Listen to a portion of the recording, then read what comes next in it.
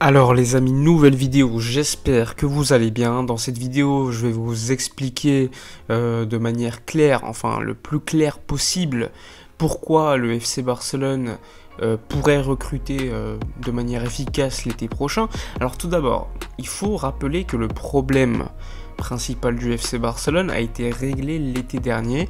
C'était la grosse dette qui était à court terme. Cette dette à court terme a été mise à long terme grâce à un prêt effectué à hauteur de 525 millions d'euros. Une fois qu'on a dit cela, on comprend vite que le Barça a certes des dettes, mais le Barça a des dettes qu'il pourra régler de manière plus tard, quand il aura reconstruit son équipe, quand il aura réussi à obtenir une certaine stabilité et une coupure budgétaire, une véritable politique d'austérité, c'est-à-dire des dépenses qui ont largement baissé, puisque les revenus avaient également baissé. L'objectif étant toujours de pouvoir rembourser la dette au fur et à mesure. Donc une fois qu'on a dit cela, il faut comprendre qu'aujourd'hui, le principal problème, ce n'est pas non plus les liquidités. Un club comme le Barça qui facture annuellement plus de 700 millions d'euros, et clairement, le Barça a de l'argent, le Barça a des liquidités. Aujourd'hui, le principal problème pour le FC Barcelone, c'est d'être soumis aux règles de la Liga, le fair play de la Liga. Je vais essayer de vous expliquer qu'est-ce que le fair play de la Liga. Alors ça a été mis en place par Javier Tebas il y a de longues années. C'est une règle qui permet aux clubs espagnols de pouvoir se stabiliser de manière économique. Au départ, ça avait été créé pour faciliter les clubs venant de seconde division qui montaient en première division, pour permettre qu'il y ait le moins d'écart possible économiquement entre les clubs venant d'une division inférieure. Finalement, comme il y a eu la crise Covid, de nombreux clubs du championnat espagnol ont été en difficulté économique et ont été donc soumis à ce fair play de la Liga. Alors ce fair play de la Liga, qu'est-ce qu'il met en place? Il met en place ce qu'on appelle une limite salariale. Limite salariale, c'est la prise en compte par la Liga des revenus du club, c'est-à-dire les sponsors, c'est-à-dire tous les revenus issus des compétitions, des droits TV, et on les met en parallèle avec les dépenses de la masse salariale, c'est-à-dire les salaires de tous les joueurs, plus les amortissements des transferts, plus les primes à la signature, et encore une fois, on comptabilise les salaires du staff, et même encore une fois d'autres sections quand il y a un club omnisport comme l'est le Barça. Une fois qu'on a dit cela, une limite salariale est fixée, une limite que les clubs ne doivent pas dépasser. Par exemple, le FC Barcelone, normalement, habituellement, on va dire, sa limite salariale, elle est fixée par la Liga à hauteur de 640 millions d'euros environ, c'est ce qu'il y avait il y a encore quelques saisons. Néanmoins, comme il y a eu des pertes financières, des pertes économiques, rappelez-vous, l'été dernier, le Barça a eu une perte de 487 millions d'euros, il me semble, sur l'exercice 2020-2021. Alors certes, les pertes ont été gonflées, mais ces pertes, elles ont eu un gros impact sur la limite salariale. Donc elle est passée de 630 millions d'euros environ il y a quelques saisons à 97 millions d'euros. Et vous le comprenez vite, lorsque tu dépasses cette limite fixée par la Liga, tu es soumis aux règles du fair play de la Liga. Le Barça, vous le savez, aujourd'hui a une masse salariale plus amortissement, plus prime à la signature, cette année de 470 millions d'euros, ce qui est quand même beaucoup plus bas que ce qu'il y avait encore il y a quelques années. On avait atteint les plus de 600 millions d'euros il y a encore 2-3 saisons. Et bien, dès lors que tu dépasses ces 470 millions d'euros, et bien, tu es soumis aux règles de la Liga. Pour être clair, normalement, on ne devait pas dépasser les 97. Nous, on est à 470, donc on dépasse assez largement. On dépasse de plus de 380 millions d'euros. Donc, on est soumis aux règles du fair play de la Liga. Dès lors qu'on est soumis aux règles du fair play de la Liga, il faut savoir quelque chose. Le club peut toujours recruter, mais le club est soumis à ce qu'on appelle la règle du 1 sur 2 ou du 1 sur 4. La règle du 1 sur 4, c'est tu as besoin de vendre pour 4 millions d'euros pour pouvoir recruter pour 1 million d'euros. C'est-à-dire que si tu vends un joueur à 100 millions d'euros, tu pourras dépenser que 25 millions d'euros. Donc c'est pour vous expliquer que c'est pas si facile que ça pour recruter. Néanmoins, attention, il y a également la règle du 1 sur 2. La règle du 1 sur 2, c'est la même chose. Tu dois vendre avec le salaire et le montant du transfert pour 100 millions d'euros pour pouvoir investir 50 millions d'euros. Ça, c'est la règle du 1 sur 2. La règle du 1 sur 2, elle s'applique lorsque le joueur en question, par exemple Coutinho, eh bien, dès lors qu'ils ont un salaire qui représente plus de 5% de la masse salariale totale. C'est-à-dire que par exemple Coutinho, lui, il touche plus de, il me semble, 27 millions d'euros bruts annuels. Ainsi, il représente plus de 5% de la masse salariale totale. Dès lors, lui est soumis au 1 sur 2. C'est-à-dire que si tu veux investir, par exemple, une certaine somme d'argent, il faudra voir ce que tu économises du départ de Coutinho.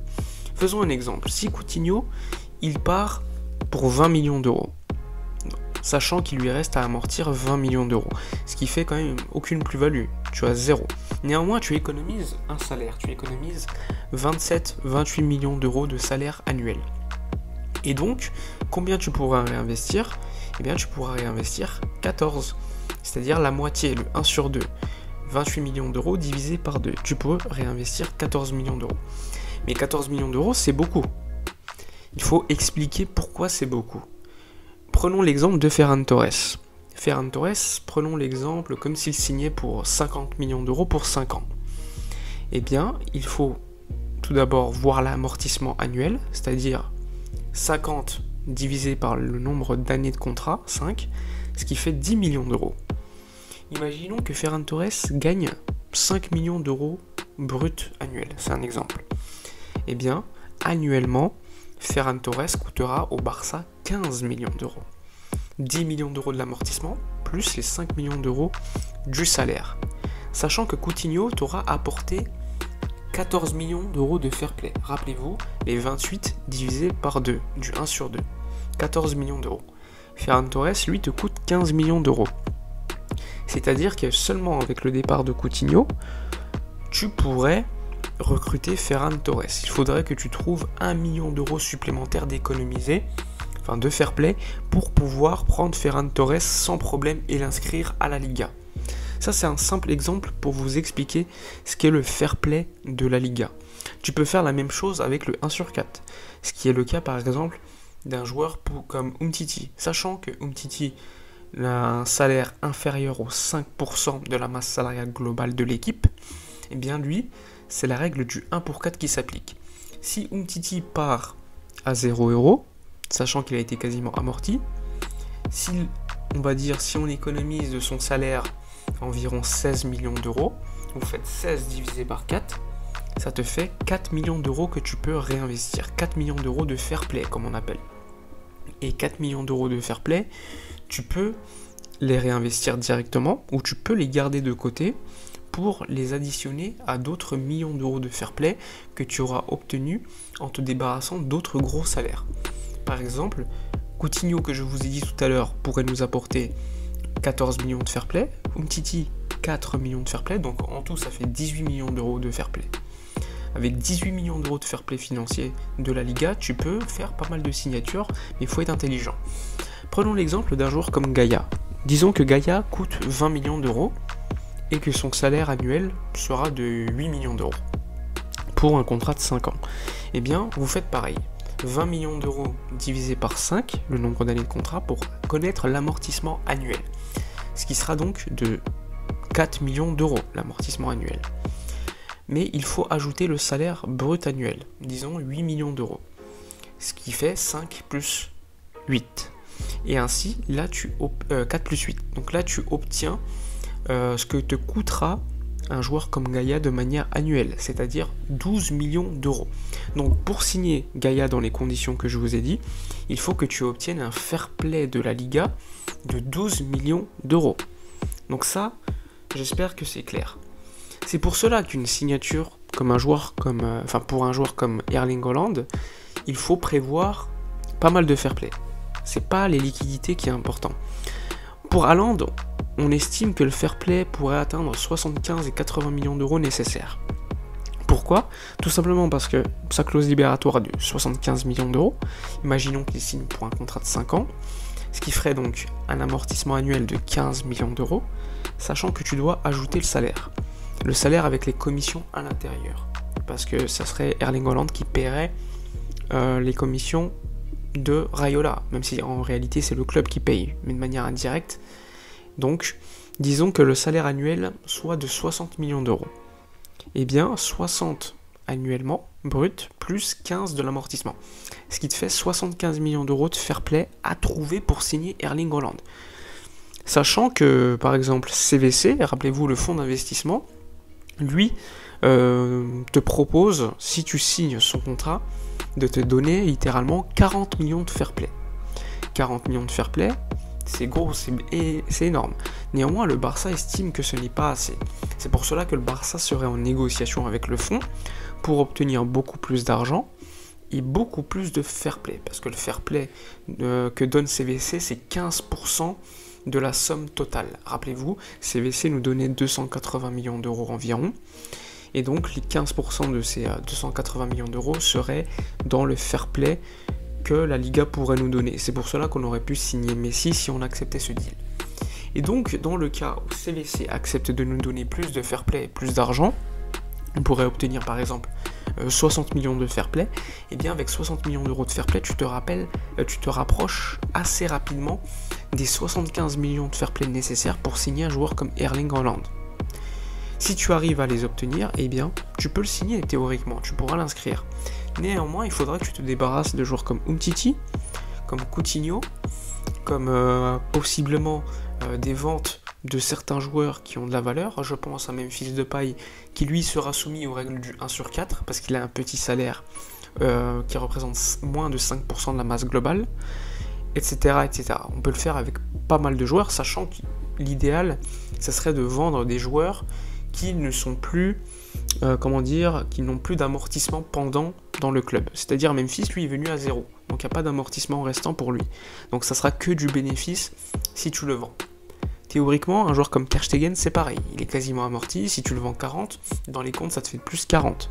Donc tout ça, c'est très intéressant. C'est des joueurs qui pourraient nous apporter énormément au niveau du fair play de la Liga. Et si tu te construis un gros fair play de la Liga, plus potentiellement l'accord CVC, tu peux signer un joueur comme Erling Haaland.